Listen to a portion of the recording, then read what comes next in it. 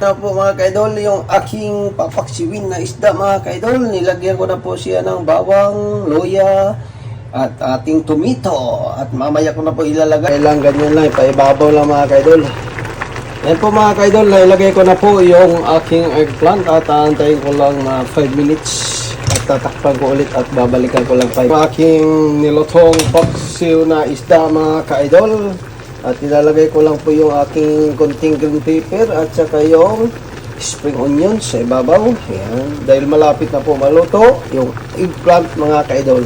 Yan po at nailagay ko na po mga kaidol at tatakpan ulit. After 5 minutes, babalikan ko lang yan mga kaidol. Ito na mga kaidol, babalikan ko na po mga kaidol yung aking paksiw na isda. Ayan, at luto na po yung eggplant na aking nilagay mga kaidol. Tingnan niyo po at napakabango-bango na mga kaidol. Oh, sus! Amoy pa lang mga kaidol. Ulam na.